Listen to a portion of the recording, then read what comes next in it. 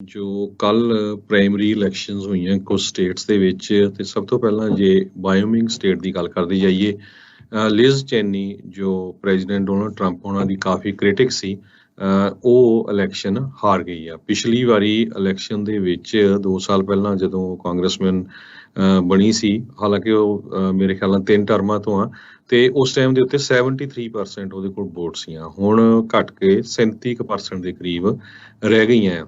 ਸੋ 10 ਦੇ ਕਰੀਬ ਜੋ ਸੀਗੇ US ਦੇ ਕਾਂਗਰਸਮੈਨ ਜਾਂ ਕਾਂਗਰਸ ਵੂਮੈਨ ਜਿਨ੍ਹਾਂ ਨੇ ਪ੍ਰੈਜ਼ੀਡੈਂਟ ਡੋਨਲਡ ਟਰੰਪ ਦੇ ਅਗੇਂਸਟ ਵੋਟਾਂ ਪਾਈਆਂ ਸੀਆਂ, 4 ਜਣੇ ਰਿਟਾਇਰ ਹੋ ਗਏ, 3 ਜਣੇ ਜਿਹੜੇ ਆ ਉਹ ਆਲਰੇਡੀ ਇਲੈਕਸ਼ਨ ਲੂਜ਼ ਕਰ ਗਏ ਹੈਗੇ ਆ।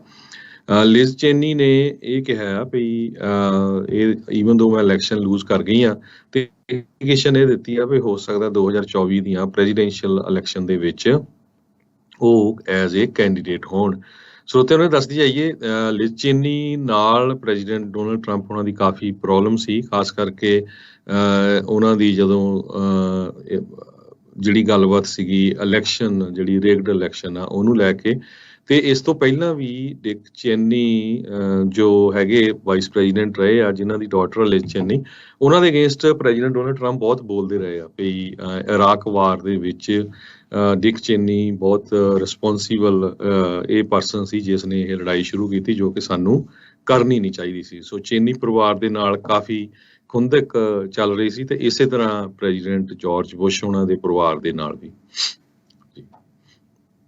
ਜੀ ਬਿਲਕੁਲ। ਸੋ ਲਿਜ਼ ਚੈਨੀ ਦੀ ਇਹ ਜਿਹੜੀ ਹਾਰ ਆ ਉਸਨੂੰ ਜਿਹੜੇ ਇਸ ਹਿਸਾਬ ਦੇ ਨਾਲ ਦੇਖਿਆ ਜਾ ਰਿਹਾ ਵੀ ਟਰੰਪ ਹੁਣਾਂ ਦਾ ਗਲਬਾ ਰਿਪਬਲਿਕਨ ਪਾਰਟੀ ਦੇ ਉੱਤੇ ਪੂਰੀ ਤਰ੍ਹਾਂ ਕਾਇਮ, ਤੇ ਉਹਨਾਂ ਦੀ ਪਕੜ ਜਿਹੜੀ ਆ ਰਿਪਬਲਿਕਨ ਪਾਰਟੀ ਦੇ ਉੱਤੇ ਇਸ ਟਾਈਮ ਪੂਰੀ ਤਰ੍ਹਾਂ ਜਿਹੜੀ ਆ ਉਹ ਪੱਕੀ ਹੋ ਚੁੱਕੀ ਆ। ਸੋ ਈਵਨ ਦੋ ਬਹੁਤ ਸਾਰੀਆਂ ਗੱਲਾਂ ਟਰੰਪ ਹੁਣਾਂ ਦੇ ਬਾਬਤ ਸਾਹਮਣੇ ਨੇ, ਪਰ ਜਿਹੜੇ ਸਪੋਰਟਰਸ ਆ ਉਹ ਉਹਨਾਂ ਦੇ ਹੱਕ ਦੇ ਵਿੱਚ ਹੀ ਜਿਹੜੇ ਉਹ ਭੁਗਤ ਰਹੇ ਆ। ਉੱਧਰ ਸਾਬਕਾ ਉਪ ਰਾਸ਼ਟਰਪਤੀ ਮਾਈਕ ਪੈਂਸ, ਉਹਨਾਂ ਨੇ ਇਹ ਗੱਲ ਆਖੀ ਆ ਵੀ ਜੇ 6 ਜਨਵਰੀ ਦੀ ਕਮੇਟੀ ਮੈਨੂੰ ਟੈਸਟੀਫਾਈ ਕਰਨ ਦੇ ਲਈ ਆਖਦੀ ਆ, ਉਹਨਾਂ ਦੇ ਮੂਹਰੇ ਪੇਸ਼ ਹੋਣ ਦੇ ਲਈ ਆਖਦੀ ਆ, ਤੇ ਉਹ ਸੋਚਣਗੇ ਵਿਚਾਰਨਗੇ ਵੀ ਉਹ ਟੈਸਟੀਫਾਈ ਕਰਨਗੇ ਜਾਂ ਨਹੀਂ।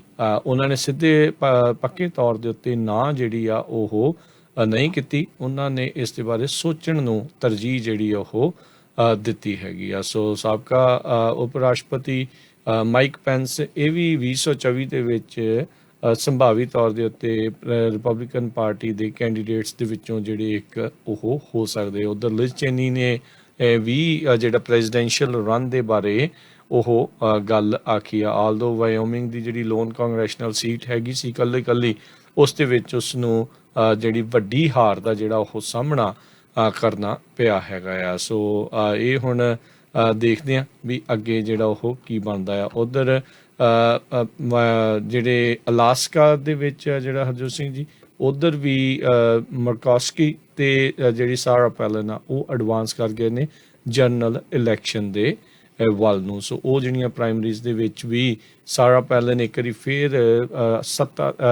ਫੇਰ ਪੋਲੀਟਿਕਸ ਦੇ ਵਿੱਚ, ਐਕਟਿਵ ਪੋਲੀਟਿਕਸ ਦੇ ਵਿੱਚ ਵਾਪਸੀ ਜਿਹੜੀ ਆ ਉਹ ਕਰ ਰਹੀ ਆ।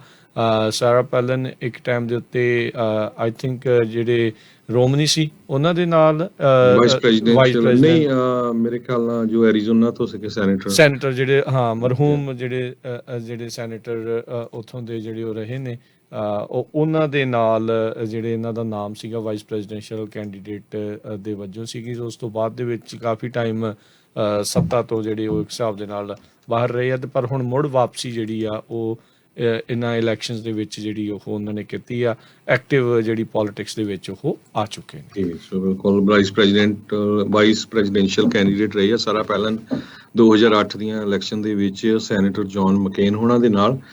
ਇਸ ਤੋਂ ਪਹਿਲਾਂ ਅਲਾਸਕਾ ਦੀ ਗਵਰਨਰ ਵੀ ਉਹ ਰਹੀ ਹੈਗੀ ਆ 2006 ਤੋਂ ਲੈ ਕੇ 2009 ਤੱਕ।